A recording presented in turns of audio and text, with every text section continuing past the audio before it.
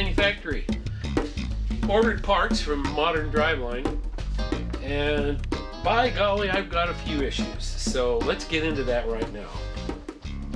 First off was shift fork, or not shift fork, clutch fork. So this is an ACP unit. Looks fine in the pictures. Kind of does. The stamping looks kind of okay. So the problem is that it's not a deep stamp. So the pocket for the fulcrum is too shallow. And it's got this really flimsy spring on it that has almost no tension at all. So what that means is this fork will rattle. It won't stay in place. So what happens is, I've had this problem before when these springs aren't right or the little wire clips don't work right, is when you're driving and not using the clutch, so you're just on the road driving, the fork will rattle and go out of position. And so what it does is, no matter what, it gets out of position, so it's holding the throwout bearing against the clutch. And then when you step on the clutch, it goes clank. So it's either rattling, clanking, or engaging the throwout bearing. So no matter what, there's noises, and the throwout bearing wears out fast or begins to squeal because of the dancing of the surface of it against the fingers of the clutch. Okay, so that's the first deal. This thing is not good. All right, so what I did was I ordered what was supposed to be a heavy-duty fork from Jegs, and only because the picture looked like it was going to have the right spring and stuff on it. So this is what that fork looks like. It's a deeper stamping, so it's got a better pocket for the fulcrum here. It's got a really strong spring like the factory unit does. It's got a nice deep stamping where the actuator rod goes in, so that won't fall out. But look at the end of this thing. Let me grab the factory one. Look at the ends of the arms. They're cut short. So when they stamped it, the metal was too short, so it didn't pick up the stamp at the end. So I can't use it. I mean, it'll barely reach in there. So once again, I've got a part I can't use. So why am I replacing my original one? If it's good, it's got a good deep pocket. Well, I'll tell you. My little spring broke. The little piece fell down, and the next time I tried to start the car, that piece locked the starter, went in between the Bendix and the flywheel, and it locked the starter, and I had to take the starter out to get my car started out there in the dark in the mountains. Anyway, I took a hammer and I just beat on it to extend this so it would stick in through the fulcrum. And I've been driving it like that for 20 years. And I could drive it like that now if I wanted to, but I felt like I should probably fix it.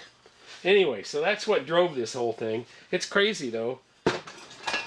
This kind of crap, this is what aftermarket, this repop industry is all about. They're just producing crap. Okay. Next issue. To get the TKX transmission in, the shifter is too far forward, and it's off to the right, of course. So I went to Modern Driveline, where I ordered the shift fork and stuff, and I ordered a shifter. Here is the shifter that I ordered, right here. Notice that it's short. It's in the same physical position, but it's short so that it's below the cutout in the floor. So all I have to do is put an offset shifter on it and it'll come right up through the right spot. perfect. So I order that, 305 bucks. What I get is this. Okay, completely different here, wouldn't you say? And look at the size and the height of the shifter. This is not at all what's on their website. So this shifter is too bulky and hits the front of the hole. They did cut the side off here, so it will just barely clear the side of the hole, but not by enough. When you put the throttle on, this is going to jump to the right. You know, the motor's going to twist to the right from torque, and it's just going to hammer this thing right into the hole, right into the opening in the floor. So this just isn't going to work either. I really wanted the shifter that I ordered, but they made this substitution without telling me. So this, I can't use this. So I just had them on the phone, got an RMA for returning it, but they say, well, you know, that's the right shifter for the car, and you know, the fact that you're returning it is because you just don't want it, so you have to pay return shipping, and there's a 15% restocking charge. Excuse me? While I had the guy on the phone, I look it up on the website, and they still have the picture of the other shifter on there. He tells me that he's made the corrections to the website, but no, they haven't done that. So I'm so sick of being lied to. I'm so sick of manufacturers not standing behind their work, their product, their delivery. Oh, damn it. This really, I'm really pissed. So what am I going to do about that? Well, I had a whole week flat on my back, so I came up with a design. I'm going to make my own shifter. It's not that difficult. So I can easily mill this bottom plate out of a piece of, I got 1/2-inch aluminum here. The tower is going to be made out of steel. And because it's steel, it doesn't need to be this big. This shifter ends right here, but then it sticks out clear over here. That's like 5/8 of an inch. So if I make this out of steel, I can cut a 1/2 an inch out of the forward bulk of this shifter. And it doesn't have to be round like this. It can be square. So my tower is going to be made out of steel. It's going to be tapered. It'll be big at the bottom and small at the top. It'll be tapered. It'll be square so that it fits the square hole in the floor. And I'm going to see about whether I can change the position of it just slightly. Even if I can just move it back 1/8 of an inch, 1/4 of an inch. Any little bit like that is going to help. So I've got the design in my head. I got the parts coming. It's going to take me a few days and about 40 bucks. And I'll have a perfectly good shifter for my TKX transmission. Anyway, so that's what I'm doing. I'm so pissed off this morning. Anyway, calming down.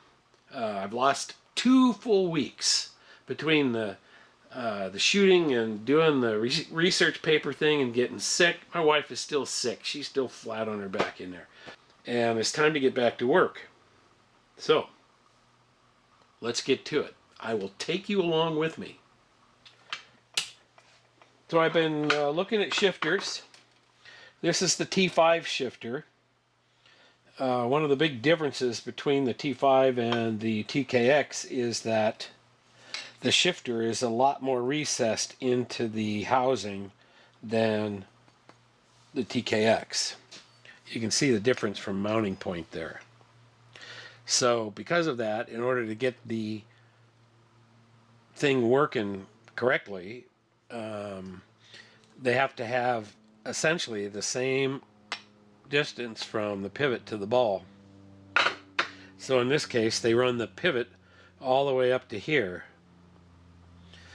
So I did some calculations, And, well, I'm going to have you look over my shoulder and see what I'm talking about. Okay, figuring stuff out on this here piece of paper.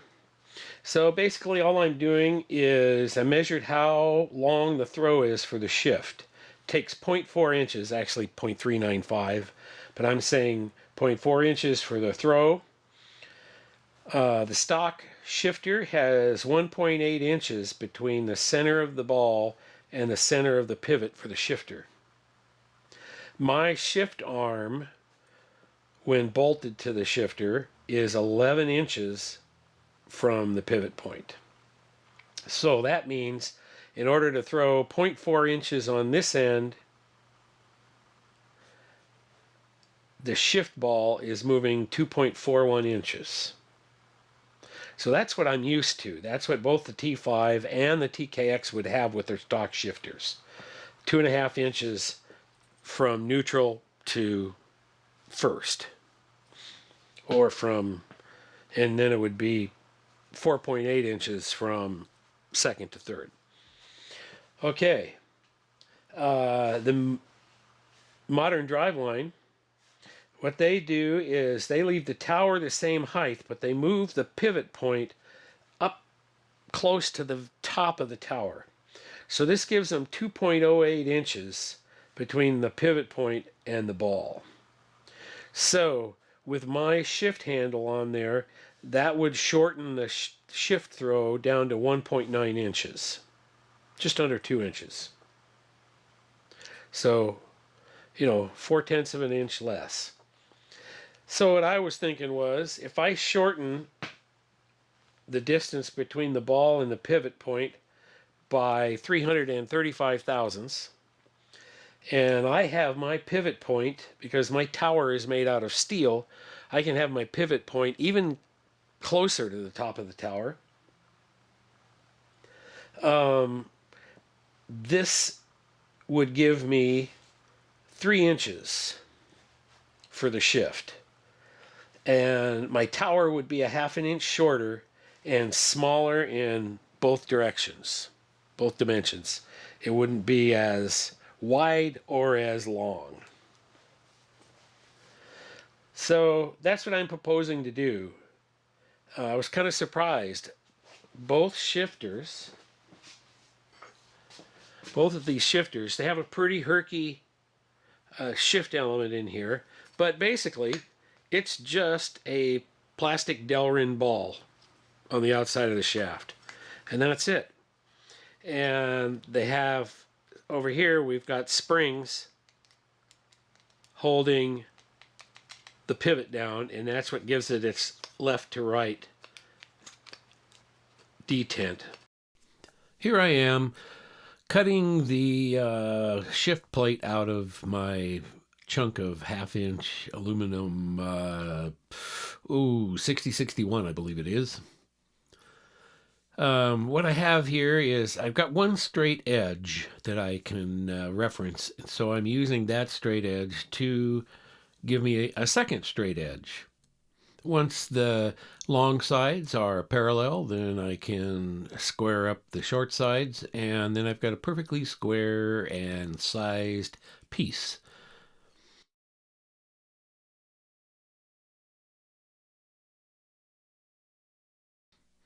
Okay, so now I'm setting up to hog out the underside of the plate.